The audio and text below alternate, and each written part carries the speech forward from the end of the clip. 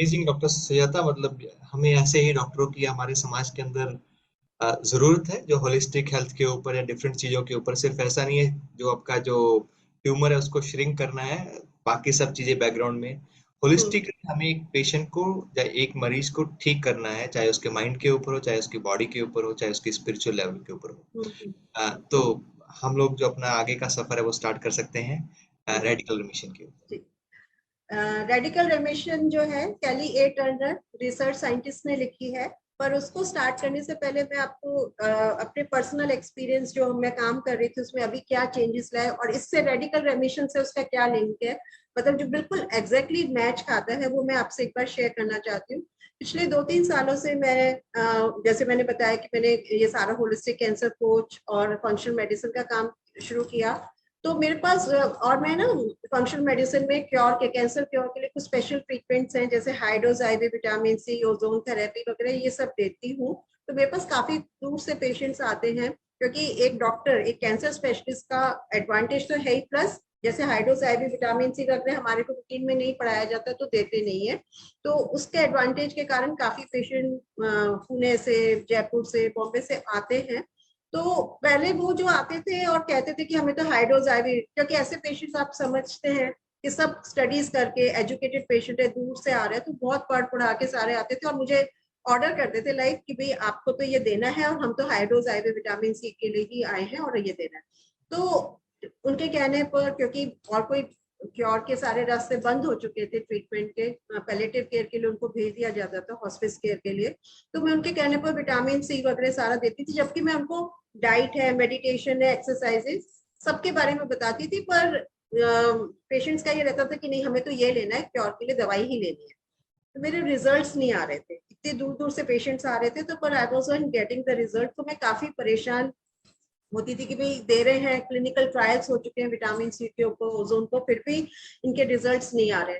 तो अब last 3 month से जो रेडिकल रेमिशन है उसके बीच का जो मैं आज आप लोगों से बात करूंगी, क्योंकि रेडिकल रेमिशन के 9 चैप्टर्स हैं, पर डॉक्टर रंजन ने मुझे 3 चैप्टर्स के ऊपर मेनली जो है काम करने के लिए मतलब बोलने के लिए बोला है। और उसमें सबसे मोस्ट इम्पॉर्टेंट जो है आपका PNI मतलब psycho neuro immunology and lifestyle medicine, इसके ऊपर। तो अब मैंने ऑलमोस्ट 2 मंथ से ना पेशेंट्स को क्लियर कट बोलना शुरू कर दिया है कि अगर आप सिर्फ high dose IV vitamin C या ओजोन लेने आएंगे और अपनी लाइफस्टाइल में जो मैं डाइट बता रही हूँ पर्टिकुलर पर्सन के लिए, उसको मेडिटेशन का बता रही हूँ, उसको फिजिकल एक्सरसाइजेस बता रही हूँ, उसको क्रिया बता रही हूँ, वो नहीं करेंगे तो मैं ट्रीट ही नहीं करूंगी आपको, क्योंकि मेरे रिजल्ट ही नहीं आ रहे थे उसके अंदर। तो ये रेडिकल रेमिशन जो है इसके 9 चैप्टर्स हैं, और वो मैंने अभी 4-5 दिन में सारा पहले थोड़ी सी पढ़ी थी, इतनी डिटेल, क्योंकि सारा जो मैंने पढ़ रही थी वो सारा मुझे ऑलरेडी काफी चीजें पता थी, इसमें बहुत ही सुंदर सुंदर एग्जाम्पल्स हैं। पर अभी मैंने 4-5 दिन में पढ़ी है, और जो 2-3 चैप्टर्स के ऊपर जो मुझे बोला गया है, उन तीनों चैप्टर्स का जो मोस्ट इंपॉर्टेंट टॉपिक्स है वो है, फर्स्ट टॉपिक है आपका take active charge of your life, और सेकंड है आपका इंट्यूशंस इन ह्यूमन, आपके इंट्यूशन पावर के बारे में, और थर्ड जो है वो है आपका स्पिरिचुअल कनेक्शन। तो इसके ऊपर मैं आज आपके बात करूंगी, और तीनों का जो लिंक है वो आपका बेसिकली PNI मतलब साइको न्यूरो इम्यूनोलॉजी पर बहुत ज्यादा है। तो जब फर्स्ट जो टॉपिक है वो ये है कि taking active charge of your life. जो active charge of your life के अंदर जो है उसमें 3 टॉपिक्स अगेन हैं, जो कि ये है कि getting involve in your cure, second is ki make willing to make changes, and third is being able to deal with the resistance। तो फर्स्ट जो है taking active charge of your life जो है उसमें आपका है getting involve in your cure. मतलब जैसे मैंने बताया कि आप पैसिव होकर नहीं बैठ सकते। जब आपको कैंसर है तो आप पैसे कि भाई आप मतलब पैसे से मतलब है आपने सारी चीजें अपने अपने डॉक्टर के हाथ पे दे दी, जैसा कि एलोपैथिक डॉक्टर्स चाहते हैं कि भाई पिल दवाई दी, कीमोथेरेपी चढ़ाई, रेडियोथेरेपी करी या सर्जरी करी, और उसके बाद आप उनसे क्वेश्चन नहीं पूछ सकते। मतलब जो पेशेंट क्वेश्चन पूछेंगे they are annoying personalities, they are annoying patients. तो उस अगर आपने एक्टिव चार्ज नहीं लिया अपनी बीमारी के बारे में तो आपका क्योर पॉसिबल नहीं है, क्योंकि हमारी जो एलोपैथिक मेडिसिन है वो बहुत सुपरफिशियल है। सुपरफिशियल से मेरा मतलब है फिजिकल है, सिर्फ it deals with the physical body only. और आज WHO की डेफिनेशन के अकॉर्डिंग अब साइंस ये मानने लगे कि बॉडी जो है वो सिर्फ फिजिकल नहीं है, इसके physical, mental, emotional and spiritual planes हैं। ठीक है, जैसे कि हमारे संतों ने कितने 5000 साल पहले ही कह दिया था कि बॉडी के जो 5 कोश हैं, जो 5 कोश है वो अन्नमय कोश है, प्राणमय कोश है, मनोमय कोश है, विज्ञानमय कोश है और आनंदमय कोश है। आनंदमय कोश की तो आप हम लोग बात ही छोड़ देते हैं, क्योंकि साइंस को अभी इसके बारे में पता ही नहीं है, और साइंस को ये भी नहीं पता है कि जो हमारे शरीर जो है 5 तत्वों से मिले हुए हैं, तो साइंस को भी इन चीजों के बारे में इतना नहीं, मतलब इसके बारे में वो डील ही नहीं करती है।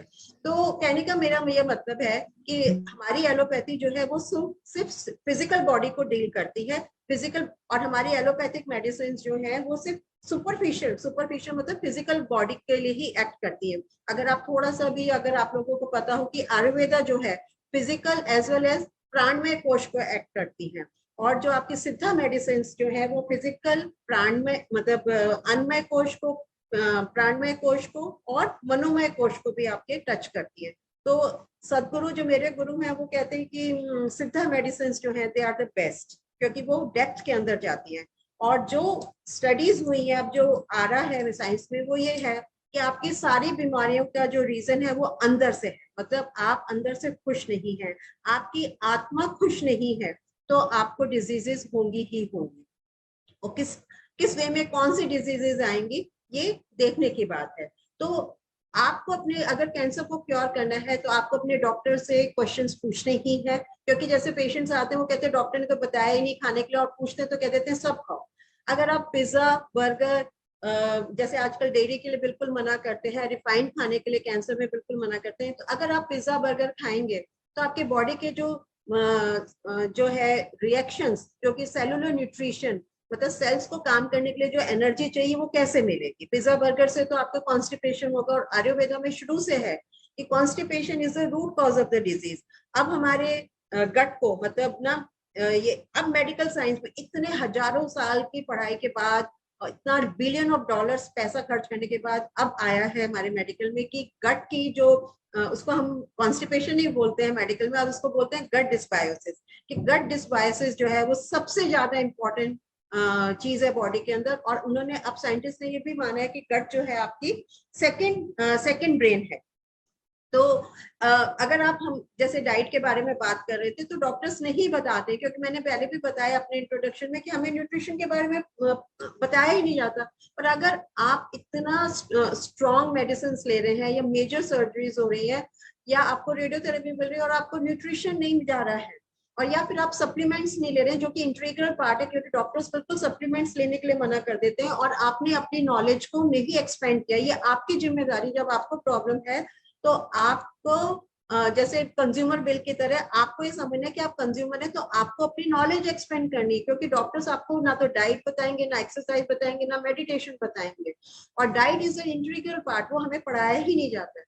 तो आपको अपने बॉडी का you have not to be passive, you have to be active, क्योंकि आपको पता है कि आपकी बॉडी में क्या प्रॉब्लम चल रही है, आपको पता है कि आपकी बॉडी कैसे बिहेव करेगी। रिएक्शंस अगर किसी चीज के, जैसे हर कीमोथेरेपी के बाद नोजिया, वॉमिटिंग हो रहा है, तो डॉक्टर आपको उसके ऊपर वॉमिटिंग की टैबलेट दे देगा, एसिडिटी हो रही तो एसिडिटी। तो बॉडी जो है गोलियों से रन नहीं करता है, क्योंकि हमारी सारी जो दवाइयां हैं वो आपके सिम्टम्स को दबाती है, वो बेसिक रूट लेवल पर नहीं जाती कि क्या रीजन से नोजिया वॉमिटिंग हो रहा है, या किस रीजन से सीवियर पेन हो रहा है, या किस रीजन से आपको कैंसर हुआ, इस पर तो बिल्कुल नहीं हमारा एलोपैथी जाती है। आयुर्वेदा और एलोपैथी में सिर्फ ट्यूमर को श्रिंक करना है, क्योंकि उसके ट्यूमर का साइज कम होते पेशेंट भी खुश होता है, हमको लगता है हमारी दवाई काम कर रही है।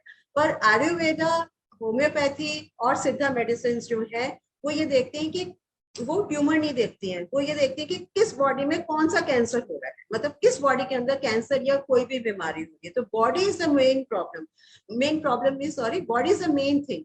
आपके बॉडी कैसी है, उसका अंदर का एनवायरमेंट कैसा है, जिसको हम बोलते हैं टेरेन, मतलब internal environment, and this is called the epigenetics. वो मैं बाद में दोबारा आऊंगी।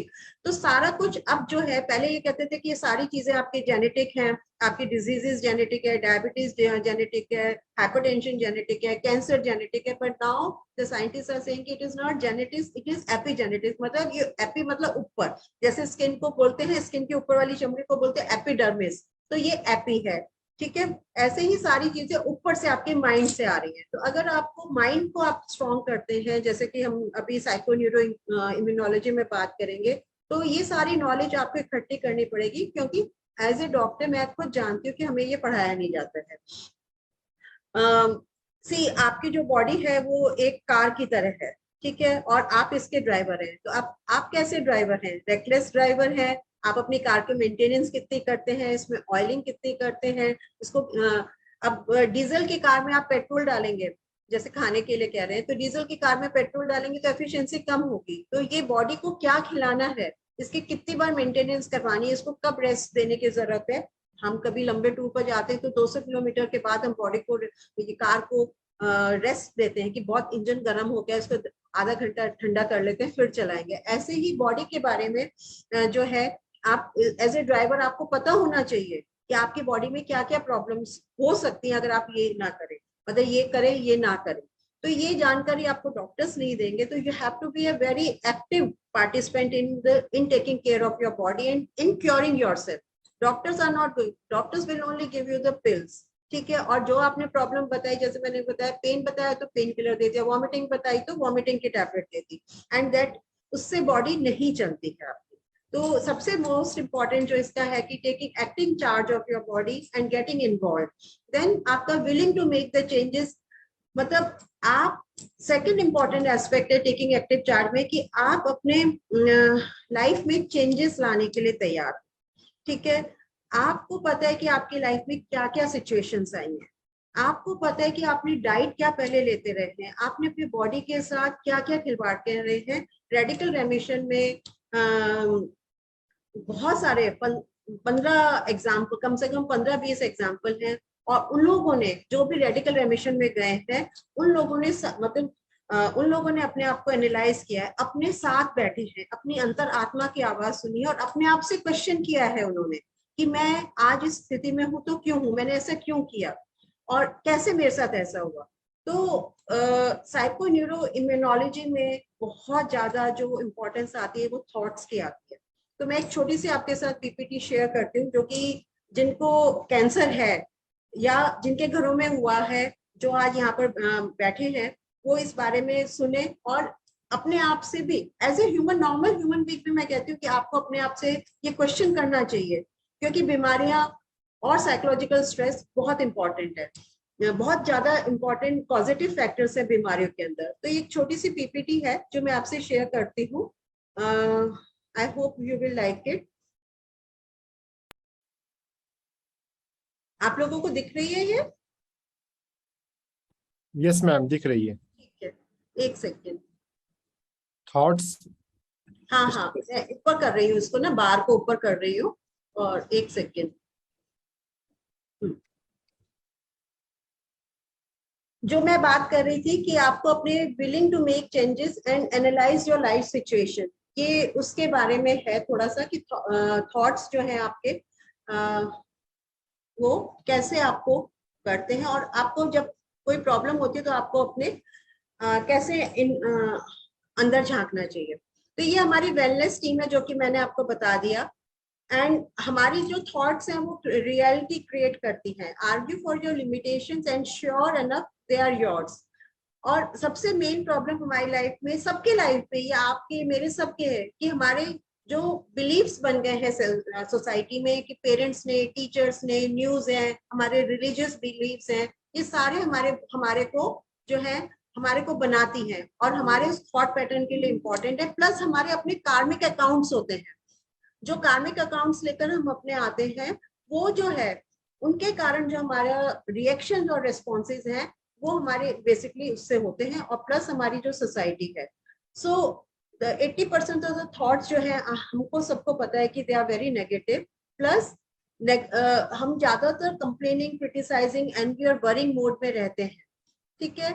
But the good news is कि आप अपने थॉट पैटर्न्स को चेंज कर सकते हैं। जब मैं बात कर रही थी कि आपकी लाइफ सिचुएशंस को आप एनालाइज करें, तो वो यही है कि आप अपने थॉट पैटर्न्स का, कि आप किस मोड में हमेशा रहते हैं। आप इरिटेबल रहते हैं, आप कंप्लेनिंग मोड में रहते हैं, या क्रिटिसाइजिंग मोड में रहते हैं आपके टाइम में, क्योंकि माइंड का काम तो chatter, mind is a chatter box, वो हमेशा चैटरिंग ही करता रहेगा।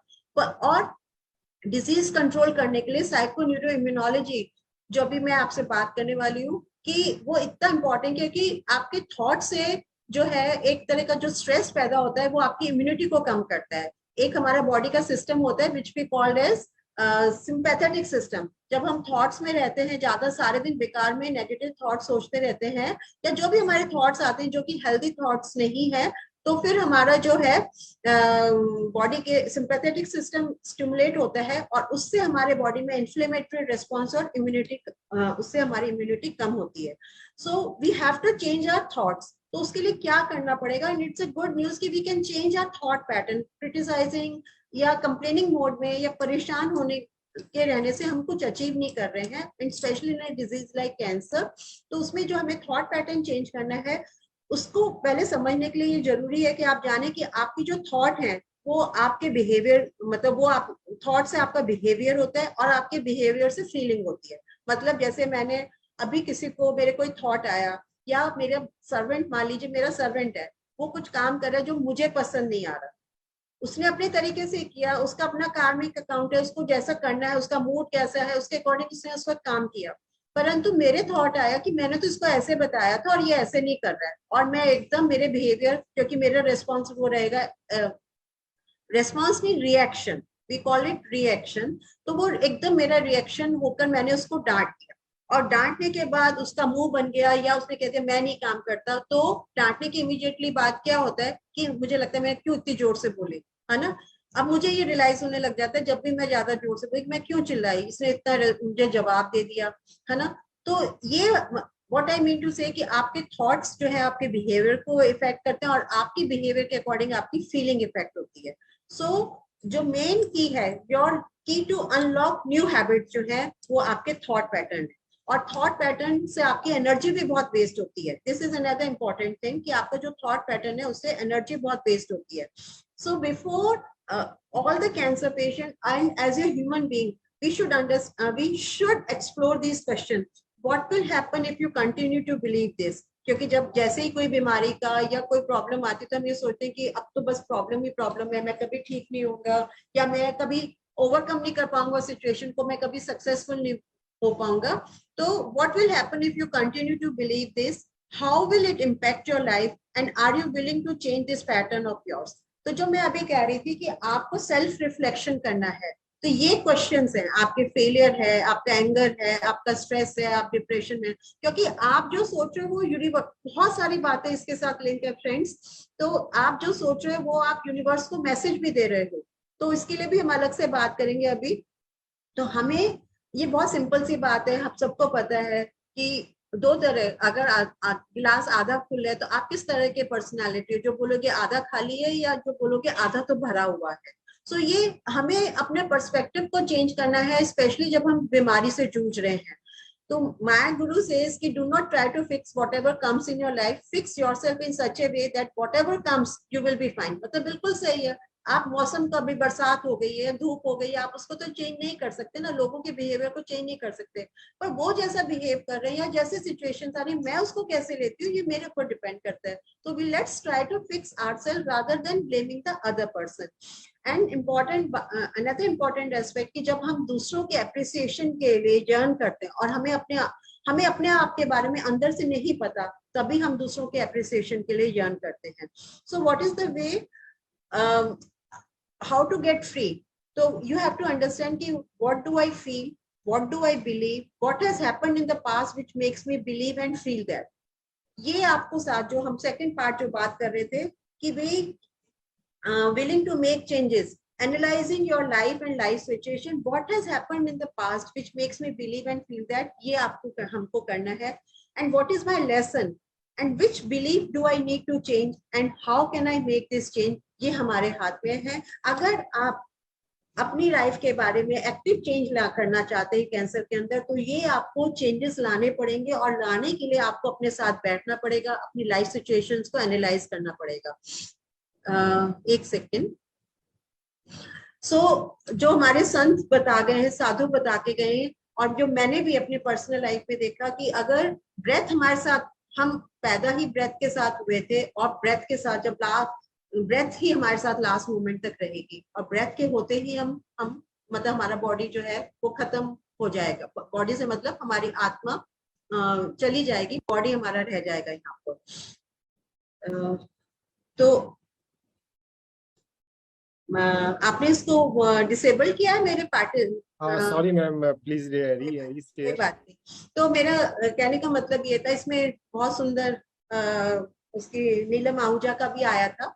तो मतलब इसका एक सॉल्यूशन जो स्ट्रेस को रिलीव करने का है कि आप स्ट्रेस को रिलीव मतलब जो आपके माइंड कांस्टेंट चैटर कर रहा है उसको करने का एक तरीका ये है कि आप अपने कंटिन्यूसली जब भी आपका ध्यान अननेसेसरली थॉट्स पर जाए तो आप अपनी ब्रेथ के साथ जो है वो इमीडिएटली कनेक्ट होने की कोशिश करें। इट्स अ सॉर्ट ऑफ साधना। आपको इसको बहुत टाइम लगता है, पर धीरे धीरे अगर आप प्रैक्टिस में आते हैं तो इससे आपके माइंड एकदम, या मंत्रों के साथ, जैसे मैं अपना खुद का एग्जांपल बताऊं, जब मैंने डिसीजन लिया कि ना मेरे को ऑन्को सर्जरीज करनी है और मैं ऑन्कोलॉजी में, कैंसर में शिफ्ट होना है, तो उसकी बहुत मेजर सर्जरीज होती हैं, 4 5 6। तो जब मैंने इंडिपेंडेंटली करना शुरू किया तो मैं I used to get very nervous कि मैं कैसे करूंगी, ब्लीडिंग हो गई तो क्या होगा, अगर धर्राटे बह गए, क्योंकि हम तो मतलब मेजर ऑपरेशन में मेजर वेसल्स होते हैं, अयोटा है, इंफीरियर वेना केवा है, उनके बिल्कुल पास जाते हैं। और उनमें से स्पेशली ये जो वेन्स होती है वो पतली होती हैं और बहुत बड़ी, inferior vena cava main vein होती है, कई बार उसमें टीयर हो जाते हैं तो ऊपर छत तक आपकी ब्लीडिंग जा सकती है। तो मेरे को बड़ी नर्वसनेस होती थी कि मैं ये कैसे करूंगी अकेली, क्योंकि हॉस्पिटल्स में ये रहता है कि वो चेकिंग मतलब इन द सेंस कि भाई कौन सा सर्जन अच्छा है, कौन इंडिपेंडेंटली सारे काम कर लेता है, कौन डिफिकल्ट केसेस को भी टैकल कर लेता है। तो जब मेरे को बहुत ज्यादा नर्वस होती है, एक और बात है, जब मैं नर्वस होती हूँ तो मैं वही क्रिएट करूंगी, मतलब मेरी नर्वस में मैं सोचूंगी ब्लीडिंग ज्यादा होगी तो मैं क्रिएट कर रही हूँ, मतलब मैं यूनिवर्स को भेज रही हूँ मैसेज। तो मैंने देखा कि वाकई मैंने ना जो मैंने सोचा वो होने लगा। तो फिर मैंने अपनी ब्रेथ के ऊपर ध्यान देना शुरू किया। मैंने इनिशियली गायत्री मंत्र, जब मैं ओटी में जाती थी तो हमेशा गायत्री मंत्र बोलती रहती थी कि ना, ताकि मेरी नर्वसनेस और मेरी ब्रेथ वगैरह सारा कंट्रोल है। ओवर द टाइम धीरे धीरे उससे मेरी गायत्री मंत्र को फोकस रहने के कारण से मेरे जो ब्रेथ है वो जो है वो धीरे धीरे मेरे कंट्रोल में आए। ब्रेथ को मैं धीरे, जैसे ही मैंने कंट्रोल में लिया, मेरा माइंड फोकस होने लगा और मेरी सर्जरीज बहुत इंप्रूव कर गई। अब तो खैर कोई मेजर प्रॉब्लम्स नहीं होती and I am so focus. But initially जाते वक्त भी मैं हमेशा ब्रेथ के साथ रहती हूँ। डीप ब्रीदिंग करते हैं तो माइंड एकदम क्लियर हो जाता है, क्लियर पिक्चर बनती है कि इसमें ऐसे ऐसे स्टेप्स करने हैं, ऐसे होगा, and the things run smooth. तो ये मैं आपको इम्पोर्टेंट एक बात बता रही थी। तो एनालाइज आपको अपनी लाइफ सिचुएशंस को हमेशा करना पड़ेगा, उसके बिना आप नहीं कर पाएंगे। एंड देन थर्ड पॉइंट जो इसका है वो ये है कि being able to deal resistance आपको डॉक्टर्स का भी, रिलेटिव्स का भी वो होगा आपको, क्योंकि वो कहेंगे क्या कर रहे हो। जैसे अभी रेडिकल रेमिशन में लोगों ने अपनी बॉडी का जब चार्ट लिया तो उन्होंने डाइट चेंज करी, उन्होंने थॉट पैटर्न चेंज किया, उन्होंने आयुर्वेदिक ट्रीटमेंट लिया, उन्होंने कई बार उस बुक में तो शमन्स के पास जो है वहां पर, जैसे बाहर के बहुत सारे केसेस हैं, मेडिटेशन, इंटेंस मेडिटेशन लोगों ने करी। तो क्योंकि ये सब इनके ऊपर पढ़ाई नहीं हुई है और इनके केसेस नहीं है इतने सारे कि जिनसे सिर्फ इससे प्योर ठीक हुए, तो लोग बट नेचुरल के घर वाले भी आपके अगेंस्ट में जाएंगे। तो आपको उस रेजिस्टेंस से डील करना है, डॉक्टर्स के रेजिस्टेंस से, रिलेटिव्स के, पीयर प्रेशर से, फ्रेंड्स के रेजिस्टेंस से डील करना है, प्लस आपका इंटरनल रेजिस्टेंस। आपका बॉडी जब आप चेंजेस करोगे, जैसे डाइट में इतने ज्यादा चेंजेस हो जाते हैं, जैसे रॉ, डॉक्टर्स कहेंगे रॉ नहीं खाना कीमोथेरेपी के बाद, और हम डाइट में बताते हैं कि आपको 50 to 70% रॉ लेना है। तो बॉडी रिवोल्ट करती है, एकदम रॉ पर आप जाते हो, क्योंकि आपको cooked food is very addictive. जो कुक फूड है वो बहुत ही एडिक्टिव होता है, तो वो आपको चेंज करने में बहुत प्रॉब्लम आती है। तो आपको अपने आप से भी लड़ना पड़ता है और अपने माइंड को बहुत स्ट्रॉन्ग करना, बार बार याद दिलाना पड़ता है कि मेरे को, मैं अपने क्योर के लिए काम कर रही हूँ, अपनी हैबिट्स को तोड़नी पड़ती है। एंड एक और मैं अभी आप लोगों के साथ शेयर करना चाहती हूँ कि नाउ इट हैज बीन, मतलब ये जो साइको न्यूरो इम्यूनोलॉजी है, इसमें अभी लेटेस्ट जो रिसर्च चल रही है उसमें क्लियर कट है कि before actual occurrence of the cancer 12 to 18 months to 3 years से there has to be some factor in the life, मतलब factor in the sense कि some स्ट्रेस, मेजर स्ट्रेस जो है लाइफ में लोगों के होता ही होता है, जिसकी वजह से इम्यूनिटी कम होती है एंड द कैंसर कम्स। तो कैन आई शेयर में पीपीटी एक छोटी सी है, या मैं ओरली बताऊं डॉक्टर संदीप? पीपीटी शेयर कर सकते हैं मैम आप। अच्छा ठीक है, तो वो बहुत अच्छी सी पीपीटी है, तो उसके बारे में, ये साइको न्यूरो इम्यूनोलॉजी के बारे में है। मैं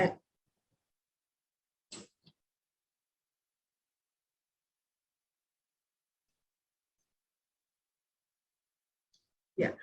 So why people get cancer is the most fascinating and pregnant field for the prevention of cancer that we have today. जैसे एक कैंसर रिपोर्ट करके एक बुक सी बनी है और उसमें सारे साइकोलॉजिकल एस्पेक्ट्स जो हैं उससे कैसे कैंसर लोगों को हुआ इसके बारे में मतलब बताया गया है. Now the researchers are beginning to recognize that emotional stress plays an enormous role in the susceptibility of the malignancy. तो ये कुछ कैंसर पर्सनालिटीज हैं. Despair after significant loss. This can be the loss of a person, a job or a possession that was central to the life 6 to 18 months before actual diagnosis of cancer. And friends, मैं आपको बताऊं कि मेरे पास नहीं, मतलब मेरे right now I know 8 to 10 female doctors, those who are having the breast cancer, and separation or the divorce or the death of the husband is the main, मतलब उसके होने के within ही 1.5 to 2 years के अंदर उन doctors को cancer हुआ है. इवन बच्चे जब आपके छोड़ के चले जाते हैं, मतलब छोड़ के मतलब अपने प्रोफेशन में या काम से चले जाते हैं अमेरिका वगैरह, and parents are left alone, तो that is also very major stress. तो ये डेस्पेयर आफ्टर सिग्निफिकेंट लॉस एक बहुत मेजर इंपॉर्टेंट कॉज रहा है. मैंने मोस्टली यही देखा. ब्रेस्ट कैंसर में तो मैं मानती हूँ कि 100% ये रीजन रहा है. सेल्फलेसनेस. कुछ लोग होते हैं जो सबको खुश करने में लगे रहते हैं और अपनी तरफ ध्यान नहीं देते हैं. एक रीजन ये भी माना गया है. Suppression of negative emotions such as anger, resentment, rage, hostility, inability to form deep emotional relationships और preponderance of negative toxic relationship specially with the family. ये रीजन हमारा माना गया है. और या फिर फिफ्थ है जैसे a sense of an inability to change the condition of one's life, feeling that there is no option, a lack of control, hopelessness of the situation. ऐसी सिचुएशन में जैसे कोरोना में है फॉर एग्जांपल, बहुत लोगों को लगा कि अब जॉब चला गया, मेरा पूरा टूट चुका, मतलब मेरा पूरा कारोबार बिखर गया है. तो जब ऐसी डेस्पेयर में हमारे पास कई बार पेशेंट्स आए हैं और फिर उन लोगों को भी कैंसर, क्योंकि आप उस वक्त आपकी, जैसे मैंने बताया कि डेस्पेयर के अंदर, इतने स्ट्रेस के अंदर आपकी सिंपैथेटिक सिस्टम जो है वो स्टिमुलेट हो जाता है और उससे इंफ्लेमेटरी रिस्पॉन्स होता है और उससे जो है आपकी इम्यूनिटी कम हो जाती है. तो उनमें कैंसर कोरोना में लेट मी टेल यू कि बहुत मतलब काफी rise, there was a rise in the cancer cases. Then a conscious or unconscious feeling that one does not deserve happiness or success or even life itself. And seventh factor, a conscious or unconscious desire to gain through the legitimate avenues of serious illness. Now बहुत important मैं आपको बता रही हूँ, ये जो साइकोन्यूरो immunology के aspect आए कि कुछ मतलब कुछ कैंसर्स में कुछ पर्टिकुलर सिचुएशंस है. जैसे मैंने आपको ब्रेस्ट कैंसर का बताया कि ये पर्टिकुलर, तो जैसे स्पाउस की डेथ हो जाती है तो वो लव एंड अफेक्शन जो आपको मिल चाहिए वो वाले लाइफ में आपको नहीं मिलता है, तो आपको कैंसर होने के ज्यादा चांसेस हो जाते हैं. मैं यहाँ पे बहुत ज्यादा कैंसर्स के बारे में बात नहीं करूंगी सारे, पर लिम्फोमा के बारे में, जैसे almost all lymphoma patients live in some type of extremely stressful situation. This is usually job related and they hate their work, or it could be that they hate the environment in which they are living. For example, a person may live in the apartment in a large city while longing for the country. Prisoners में many prisoner inmates develop lymphoma. ये मैं आपको ऊपर highlight करना चाहती हूँ. Breast cancer and prostate cancer similar है. दोनों में पार्टनर के साथ जब लविंग और स्ट्रॉन्ग रिलेशनशिप, फेथ नहीं रहता है, तो ऐसे पेशेंट्स को ब्रेस्ट कैंसर होने के ज्यादा चांसेस हैं. मल्टीपल मायलोमा के बारे में फिर से मैं आपको एक के बारे में भी बताना चाहूंगी कि ये बोन्स का कैंसर होता है. This is the cancer of the bone marrow, which is the deepest place one can go in the body. The Hebrew word for the bone is the same as the word for self. This cancer is related to the issues of very deep, unexpressed, unresolved grief that goes to the very essence of who people are and how they define themselves. It may be related to a situation that the patient has spent a lot of time grieving about in some way. So this is the psychoneuroimmunology जो कि बताती है कि आपके thought patterns हैं, जो आपके stresses हैं, और मतलब जैसे मैंने आपको बताया कि मोस्ट ऑफ द आपके जो थॉट्स है वो तो नेगेटिव ही है. आपकी लाइफ सिचुएशंस को आप बार बार जो हो गया है उसके बारे में आप बार बार सोचते रहते हैं, उसने मुझे ये कहा, उसने मुझे कहा, कल ये हुआ, ऑफिस में ऐसे हुआ, मुझको कैसे टैकल करें। तो ये जो पैटर्न्स चलते रहते हैं, इसके लिए अगर इसको हमारे को बहुत जरूरी है कि हम इसको तोड़ें। ठीक है, तो ये 3 फैक्टर्स जो है taking active charge of your life के बारे में है। Now coming to the second chapter जो कि डॉक्टर रंजन ने मुझे दिया, इंट्यूशंस इन ह्यूमन। तो आपको अपनी गट फीलिंग पर, जैसे मैंने आपको बताया था कि आपकी जो गट है वो आपका सेकंड ब्रेन है। तो बहुत लोग है ना जो है उनको लगता है अंदर से आवाज आती है, दैट इज कॉल्ड आपके इंट्यूशन है। अब आज के टाइम में हम लोग मेन प्रॉब्लम जो मैं फेस करती हूँ कि हम लोग बहुत मैकेनिकल हो गए हैं। आप लोगों में से कितने लोगों को अपने ब्रेथ का मूवमेंट का पता चलता है? आपको ये पता है कि अगर आप हाथ उठाओगे तो आपको इनहेलेशन होगा, हाथ वापस नीचे लाओगे तो एक्सहेलेशन होगा। यहाँ पर आप अपने चैट बॉक्स में या आप अपने किसने करके देखा, आप सब लोग जो भी 44 पार्टिसिपेंट्स हैं अभी हमारे पास, तो आप सब लोग एक बार अपना हाथ उठाइए ऊपर और देखिए ब्रेथ को देखिए। देखिए इनहेलेशन मतलब सांस अंदर गई, जब आप हाथ नीचे लेके आओगे तो सांस अंदर आई, सांस आपकी बाहर जाएगी। तो व्हाट आई मीन टू से कि हम लोगों ने आज अपने अंदर के जो आवाज आती थी उसको सुनना छोड़ दिया।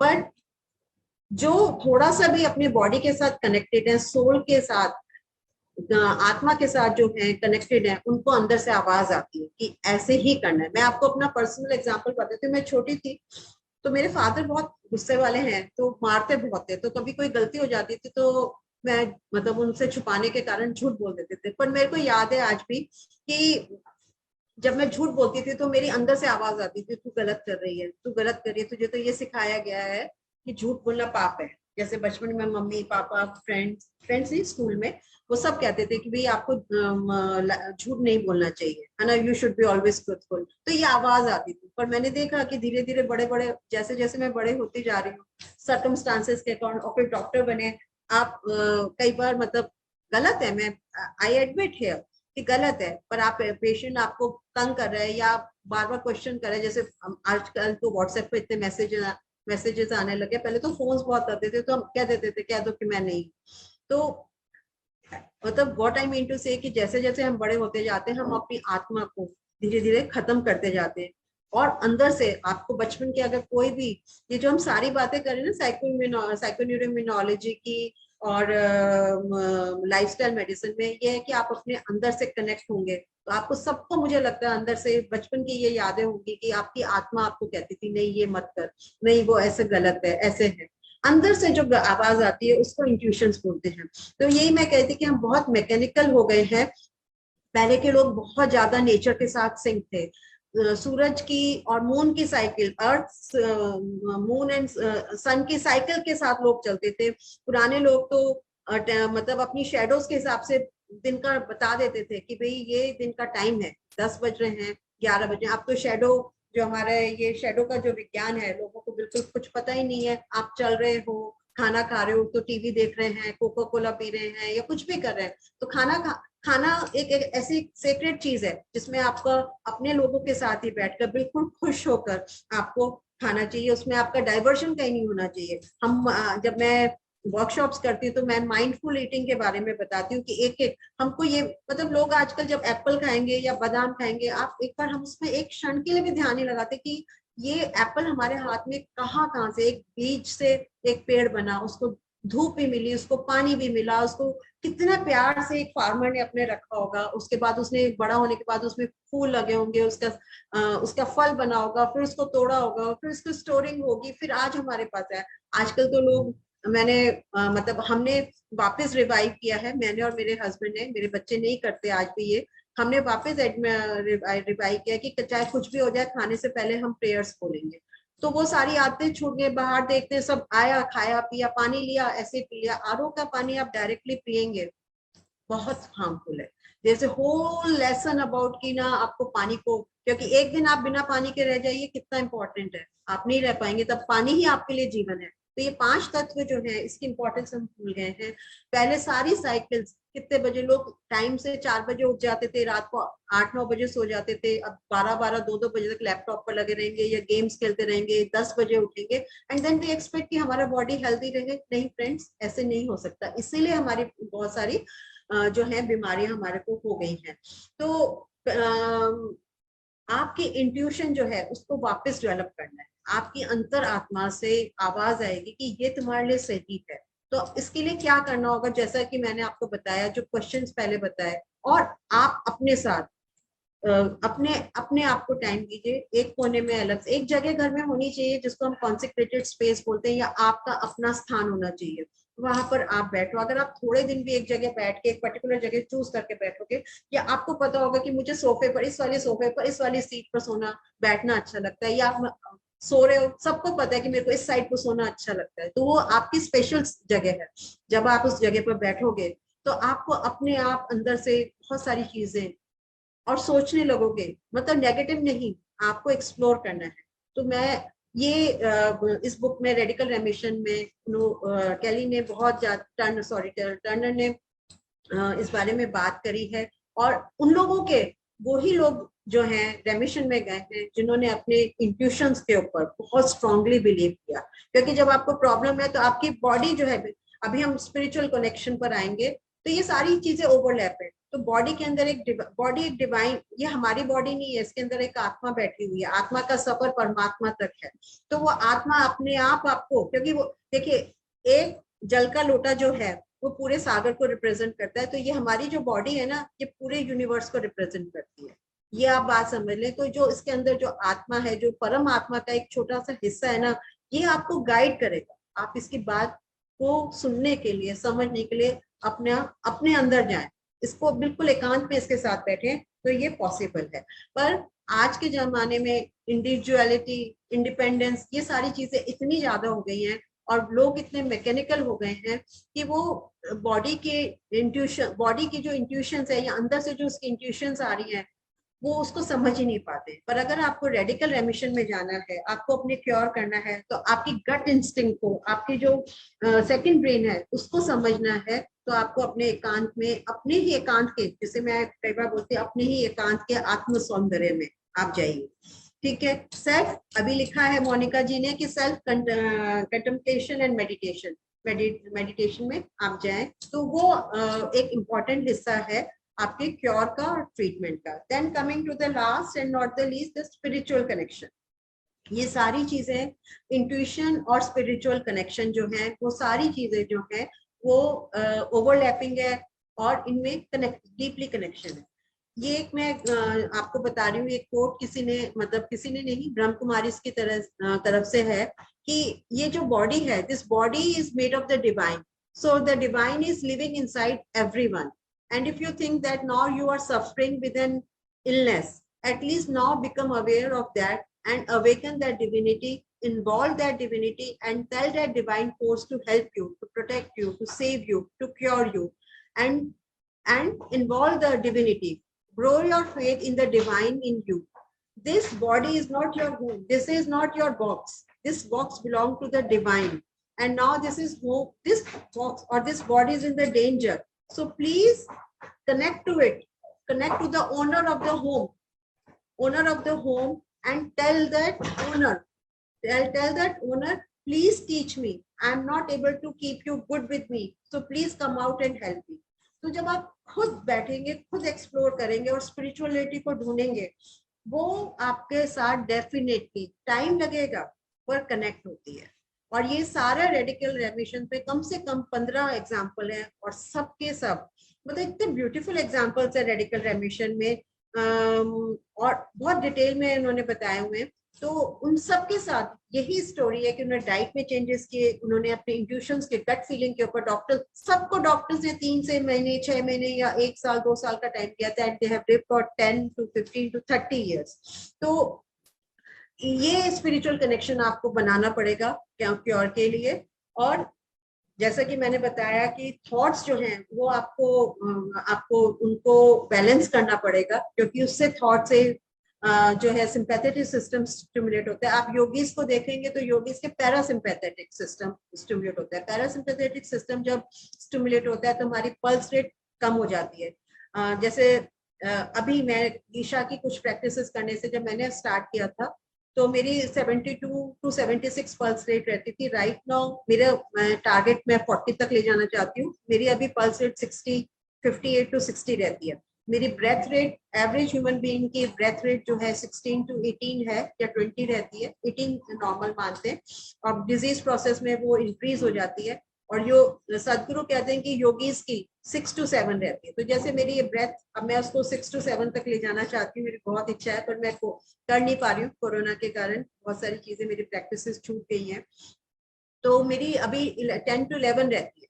तो सदगुरु कहते हैं कि जैसे जैसे आपकी ब्रेथ कम मतलब रेस्पिरेटरी रेट कम होती जाएगी, आपकी पल्स रेट कम होती चली जाएगी, वैसे वैसे आपकी कनेक्टिविटी डिवाइन के साथ, नेचर के साथ, वैसे के वैसे आपकी कनेक्टिविटी बहुत स्ट्रांग हो जाएगी। वो तो कहते हैं जैसे ही आपकी ब्रेथ रेट 6-7 पर आ जाती है, आप पक्षियों के लैंग्वेज को समझ, जानवरों की और पक्षियों की लैंग्वेज को आप समझने लग जाते हैं।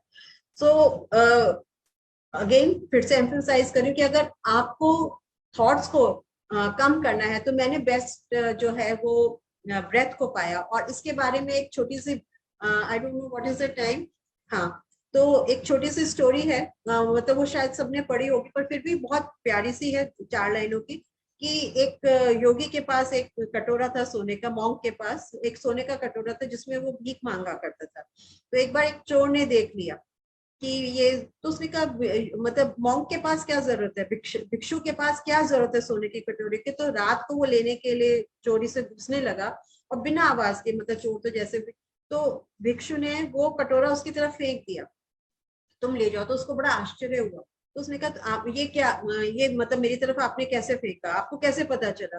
बोले तुम्हारी ब्रेथ जो है वो इस पूरे मतलब मेरे कमरे में फैल गई है और मेरी ब्रेथ अलग है, तुम्हारी ब्रेथ अलग है। आपको पता है हमारी जो ब्रेथ है वो हमारे बॉडी के सारा इंटरनल रिएक्शंस के साथ मिक्स होके आ रही है। तो हमारी बॉडी की सारी इलनेसेस जो हैं, उससे जो है ब्रेथ हमारे इंटरनल सूप के साथ जो है वो मिलके आ रही है। तो हमारी ब्रेथ, हर किसी इंसान की ब्रेथ बिल्कुल अलग है। अभी एक इंस्ट्रूमेंट हमारे मेडिकल साइंस ने डेवलप किया है जिसमें ब्रेथ के, जैसे हम अल्कोहल लेते हैं उससे एनालाइज करते हैं, तो ऐसे ही 60 डिजीजेस ब्रेथ से एनालाइज करेंगे। इसको हाइपरटेंशन है, डायबिटीज है, क्योंकि ब्रेथ में सारे हमारे बॉडी का केमिकल सूप है हमारा ब्रेथ। तो ब्रेथ से, तो उसने जब उसको बोला कि तुम्हारी ये जो ब्रेथ है ना, ये इसने मुझे बता दिया कि तुम इस मेरे कमरे में आए हो। तो वो एकदम मतलब उस जो चोर के ऊपर बहुत ज्यादा उसका इफेक्ट हुआ। तो उसने कहा कि मेरे को ये सारा छोड़ना है, चोरी मैं सारे काम छोड़ सकता हूँ परंतु मैं आपके वो बनना चाहता हूँ पीपल, पर मैं चोरी नहीं छोड़ सकता। तो उसने, भिक्षु ने कहा ठीक है चोरी मत करो, चोरी मत छोड़ो, तुम्हारी मर्जी है, तुम जो भी करो, पर तुम बस अपने ब्रेथ पर ध्यान रखो। तो वो 2-4 दिन बाद आया, बोला नहीं मैं नहीं कर सकता, क्योंकि मैं ब्रेथ पर ध्यान रखता हूँ तो मैं चोरी नहीं कर सकता, और मैं चोरी करता हूँ तो मैं ब्रेथ पर ध्यान नहीं कर सकता, तो मैं क्या करूँ? तो भिक्षु ने कहा मैं इससे आगे तुम्हें कुछ नहीं बता सकता, क्योंकि रास्ता तो तुम्हें ही चूज करना है। तो उसने चूज किया कि मैं जब ब्रेथ के साथ होता हूँ तो मैं इतना पीसफुल, इतना मेरा मन शांत, इतना मैं खुश होता हूँ, मेरे को ये चोरी नहीं, क्योंकि चोरी में तो मेरे को टेंशन होता है, कोई मुझे देख लेगा, मुझे पकड़ लेगा, मेरा नाम आएगा। तो मैं ब्रेथ के साथ रहना चाहता हूँ। तो मतलब ब्रेथ के ऊपर तो सारे हमारे योगीज जो है ब्रेथ के ऊपर ही उन्होंने सारा काम किया है। तो ये मैं आपको बताना चाहती थी। प्लस मैं आपको ये बताना चाहती हूँ कि अभी बहुत रिसर्च जो है हमारी, जैसे फंक्शनल एमआरआई, एफएमआरआई बोलते हैं, ईईजी है, वो सारे जो है, और हमारी मेडिटेशन के ऊपर भी जो साइंस बहुत ज्यादा रिसर्च कर रही है। फंक्शनल एमआरआई, ईईजी के थ्रू हम अपने आपके ब्रेन पैटर्न्स को जो है वो एनालाइज करते हैं ईईजी के थ्रू। और अब तो जब मेडिटेशन करते हैं, क्योंकि मेडिटेशन जो डीप मेडिटेशन में जाते हैं उनकी योगियों की जो है वो डेल्टा वेव्स होती हैं। तो अब तो लोग, एक पर्टिकुलर इंस्ट्रूमेंट आता है, मैंने मुझे नाम नहीं ध्यान आ रहा, जिसको लेकर मेडिटेशन करते हैं और देखते हैं कि उनकी वेव्स कौन सी आ रही है, they are into the deep meditation और नॉट।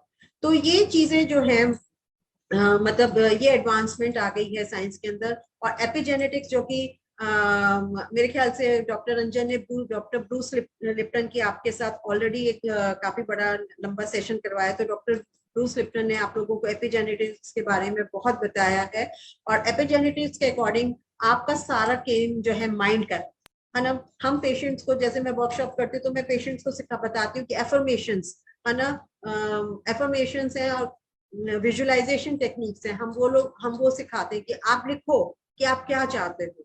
आप अपने एफर्मेशंस में आपके 7-8 पॉइंट्स होते हैं, उनके हिसाब से आप लिखो और फिर उनको विजुअलाइज करो। तो आप यूनिवर्स को मैसेज दे रहे हो और अपने आप को मैसेज दे रहे हो कि जैसे I am healthy, I am strong, I am happy. अगर आप डेली ये रिपीट करोगे तो आपके ये चीजें आपके सबकॉन्शियस माइंड में चली जाएंगी।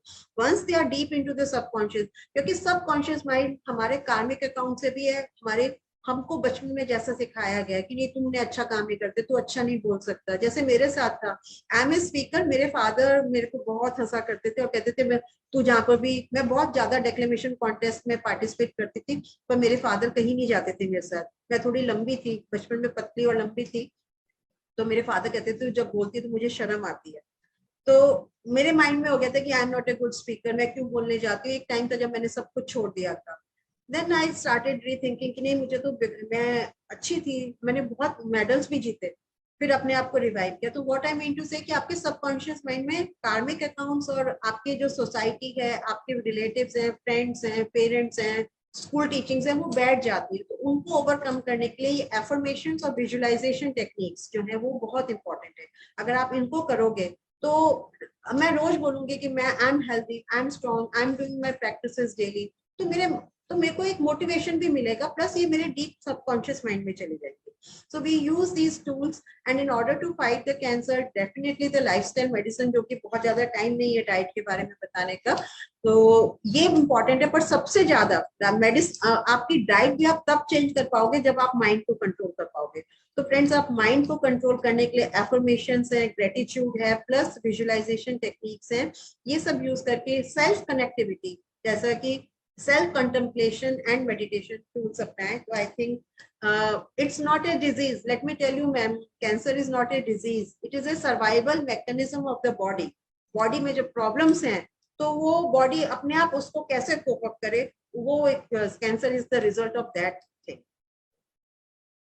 Amazing, Dr. Sujata. Cancer is not a disease, but it's a response by the body. So friends, if you have any question, you can type in the chat box. एक question doctor Sujata बार बार आ रहा है, लोग पूछ रहे हैं आप कहाँ पर बेस्ड हैं और आपसे कंसल्ट हम कैसे कर सकते हैं। बहुत सारे दोस्तों ने क्वेश्चन पूछा है। मैं दिल्ली में बेस्ड हूँ। और आपसे कैसे मिल सकते हैं, कैसे कंसल्ट? या मेरा फोन नंबर आप नोट कर सकते हैं, ये भी है हमारा सेटअप का नंबर है, और मेरा पर्सनल फोन नंबर भी आप ले सकते हैं, 9950640640 9950। मैं लिख देती हूँ चैट बॉक्स में।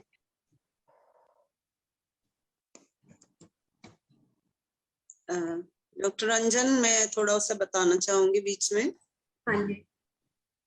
डॉक्टर सुजाता, डॉक्टर किरण कुकरेजा हूँ मैं यहाँ आज। हाँ जी स्पेशली आई थी मैं आपका ये सुनने। नमस्कार।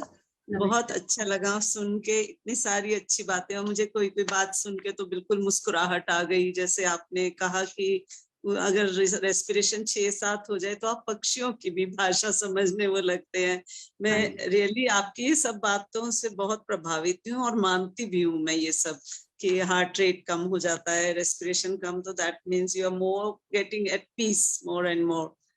और जो आपने स्टोरी सुनाई उसी से सिमिलर ये भी थी कि कोई क्वेश्चन पूछता है संत साधु से कि मेरे को बहुत जल्दी अमीर बनना है तो क्या करना है। उसने कहा आप सिर्फ 1 महीना साइलेंस में रहो इस कमरे में, उसके बाद आपको मैं जवाब दूंगा। 1 महीने के बाद तो वो कहते हैं अब चाहिए जवाब, मुझे मिल गया है जवाब। तो वो समझ जाते हैं कि कितना ये महत्व किस चीज का ज्यादा है और किसका नहीं। जहां तक कीमो, आप in spite of being onco gynae surgeon आप ये सब कुछ इतना मानती हैं और जानती हैं, तो मैं भी ये सब मानती हूँ, और दिन ब दिन मैं अब प्रभावित और हो रही हूँ इन बातों से, क्योंकि बीइंग एलोपैथिक डॉक्टर हमें होम्योपैथ से, एलोपैथ से या और पैथी से इतना ज्यादा कन्विंसिंग नहीं होता था कभी भी आज तक। लेकिन अब देखते हैं कि जैसे कीमो और सर्जरी और रेडियोथेरेपी के और इन सब के जो कितने साइड इफेक्ट्स होते हैं, I think they contribute more to the morbidity of the patient and early death. Yes, तो yes. पर अपने आप को समझाना, रिलेटिव्स अपनी तरफ से पूरी कोशिश करते हैं कि हम बेस्ट कर रहे हैं इसके लिए, इसको बचाने के लिए, तो वो करते चले जाते हैं, बट वो एक विशियस सा सर्कल बन जाता है, क्योंकि हर चीज का अपने साइड इफेक्ट्स इतने होते हैं कि बिना साइड इफेक्ट के तो कोई भी मेडिसिन नहीं हो सकती। चाहे आप एक पैरासिटामोल भी ले लो, हमने केस देखे हैं जो एक एस्पिरिन से भी डेथ हो सकती है गैस्ट्रिक अल्सर वालों को। बिल्कुल, तो बिल्कुल। बस वही बात है कि जितना बिना मेडिसिन के और बिना सर्जरी के जितना अच्छे से मैनेज हो जाए, वो तो इससे अच्छी तो कोई बात हो ही नहीं सकती। तो stop feeding the cancer cells, how to make them die without anything, तो ये तो बेस्ट है जो आप बता रहे हो सारी चीजें। और जो आप कह रहे हो कि वो पॉजिटिव, वो उसको पता चल जाता है ब्रेथ्स का स्टोरी में, वही हम कहते हैं ना पॉजिटिव थिंकिंग या पॉजिटिव वाइब्रेशंस, नॉट थिंकिंग। आप कहते हो ना कि जब मुझे सब कहते हैं आपके साथ जब होते हैं तो हमें बहुत पॉजिटिव वाइब्स मिलती हैं, यानी कि कोई पर्सन है जिसके साथ आप बहुत कंफर्टेबल फील करते हो, आप उसके कान से, उसके बोलने से, उसके टच से आप एकदम प्रभावित हो जाते हो। आपको लगता है कि नहीं, पहली बार नहीं मिल रहे, इससे तो हम बहुत समय से जैसे जानते हैं, बहुत पुराना। तो और किसी ऑन द कंट्रारी किसी को आप बिल्कुल नहीं देखना पसंद करते। तो वही बात है कि आप दूसरों को चेंज नहीं कर सकते, आप अपने आप में ही चेंज ला सकते हैं और लाना ही चाहिए, है ना। अगर जमीन गर्म है तो आप सारी जमीन ठंडी तो नहीं कर सकते, आप जूता डाल के ही चल सकते हो कि ताकि आपके पाँव ना जले। तो ये सब चीजें बहुत अच्छी लगी आपको सुन के। मैं आपको बहुत बहुत शुक्रिया करना चाहूंगी। आपका नंबर मैंने सेव पहले ही कर लिया था, डॉक्टर रंजन से ले लिया था, मैं मैसेज करूंगी आपको। Thank you so much. Thank you Kiran ji. Monika Singh है, उनको बहुत कुछ पता है, उन्होंने एक बुक का नाम शेयर किया, जब चाइना स्टडी, वो मेरे ख्याल से जिनको भी मतलब उसमें चाइना स्टडी मतलब एक एपिटोम की तरह कह सकते हैं, जिसका मार्केट में आने के बाद डॉक्टर्स की काफी थिंकिंग चेंज हो रही है। और उसमें सारा जो डॉक्टर्स ने मतलब एक्चुअली क्या है कि अभी प्रॉब्लम्स बहुत ज्यादा इन द सेंस कि फार्मास्यूटिकल कंपनी देखिए सारे देशों में मनी को प्रेफरेंस दी जाती है, इकोनॉमी को प्रेफरेंस दी जाती है। हमारी एलोपैथिक पढ़ाई मैंने शुरू में देखा ऐसी नहीं थी, अब ये फार्मास्यूटिकल कंपनीज ने पूरी हमारी पढ़ाई को ना ग्रैब कर लिया, हमारी पूरी पढ़ाई इनके हाथों में। आप बड़े इवन स्लोन केटरिंग हॉस्पिटल्स में मैं आपको बताऊं कि टॉप मोस्ट डॉक्टर्स हैं जिनको निकाला गया है ना, और क्योंकि उन्होंने रिसर्च के बेसिस पर प्लांट बेस्ड रिसर्च, प्लांट्स की रिसर्च करी और उनसे सिंपल तरीके से कैंसर को क्योर करने के तरीके बताए। पर फार्मास्यूटिकल कंपनीज जो है इनको बहुत बड़े बड़े हॉस्पिटल्स को मतलब वहां पर फंडिंग करती है, तो उन डॉक्टर्स को निकाला गया है। जो इंटीग्रेटिव डॉक्टर्स हैं उनके लाइसेंस छीन ले गए, कई डॉक्टर जो एमबीबीएस एमडी हैं उनके लाइसेंस छीन ले गए कि भाई आप इंटीग्रेटिव मेडिसिन क्यों प्रैक्टिस करते हो, आप होलिस्टिक मेडिसिन क्यों प्रैक्टिस करते हो। तो मेरा कहने का ये मतलब है कि हमारी पढ़ाई जो है ना सारी अभी इकोनॉमी के ऊपर डिपेंड हो गई है। Money matters a lot. तो जैसे डॉक्टर ब्रूस लिप्टन आए थे, उन्होंने भी बहुत अच्छी तरह से बोला, डॉक्टर सुजाता आपने इतने खुल के बोला। ये एक्चुअली कॉर्पोरेट के साथ में कोई लड़ाई नहीं है, इट्स अबाउट द हेल्थ। हमें सबको एक मूवमेंट क्रिएट करनी है जिसमें हम ये बात को बता सकें, इकट्ठे होके मिलके ही हम चीजों को ठीक कर सकते हैं। अगर हम बोलेंगे सिर्फ मनी मैटर से आप पेशेंट को ठीक कर लेंगे या अपना फार्मास्यूटिकल्स ठीक कर लोगे, तो हम कहीं ना कहीं अन्याय कर रहे हैं, क्योंकि अल्टीमेट जो हमारा पर्पस है वो यही है, पेशेंट ठीक होना चाहिए। जो ह्यूमन बीइंग है वो स्पिरिचुअली, फिजिकली और माइंड के साथ सब जगह पे ठीक होना चाहिए, और यही हमारा पर्पस है spiritual doctor for holistic health के ऊपर अपनी नॉलेज को अलग अलग जगह पे पहुंचाना। हाँ, आज लोग बहुत कम सुन पाते हैं क्योंकि हमारी जो बातें होती हैं थोड़ी सी लीक से हटके होती हैं, वो नॉर्मल नहीं है और लोगों को समझने में टाइम लगता है। लेकिन हमें मालूम है ये जो हमारे सेशंस हैं, ये जो हमारे सेशंस यूट्यूब के ऊपर पड़े हैं, जो सेशंस हैं फेसबुक के ऊपर पड़े हुए हैं, आने वाले समय में लोग इसको कंसल्ट करेंगे and this channel will be like a Bible for holistic health. और आप जैसे डॉक्टर जब आते हैं अपनी बात रखते हैं तो हमारी बात और पुख्ता हो जाती है, लोग उसको सुनते हैं। एक जो ऑन्कोगाइनिक है वो बोल रही है दैट मेडिकल स्टडीज जो है वो इन्फ्लुएंस हो चुकी है इकोनॉमी से और प्रॉफिटेबिलिटी से। उनका जो मेन पर्पस हेल्थ है वो गुम हो गया है। जैसे बहुत सारे लोगों ने डॉक्टर कैम्बल की बुक चाइना स्टडी नहीं पढ़ी होगी, तो आज जैसे हमने बोला this is a epitome, this is a Bible, उसके बाद सब लोगों ने बहुत सारी स्टडीज की है, लेकिन चाइना स्टडी जिसने नहीं पढ़ी है उसने अब तक कुछ पढ़ा ही नहीं है। और ये फ्रीली डाउनलोडेबल बुक पड़ी हुई है आपकी नेट के ऊपर, आपको खरीदनी नहीं है, आपको फ्रीली डाउनलोड कर सकते हैं पीडीएफ ड्राइव से, और कोई भी इसको पढ़ सकता है। तो फ्रेंड्स, जो नॉलेज है वो बहुत ज्यादा महंगी नहीं है। जो नॉलेज है उसके लिए आपको थोड़ा सा रिसर्च, थोड़ा सा पेशेंस और थोड़ा सा अपने ऊपर काम करना पड़ेगा, बैठना पड़ेगा। जैसे डॉक्टर किरण ने बोला, 1 महीने की साइलेंस, इकट्ठा अपने साथ बैठना, अपने आप को समेटना। और cancer is not a disease, it's just manifestation.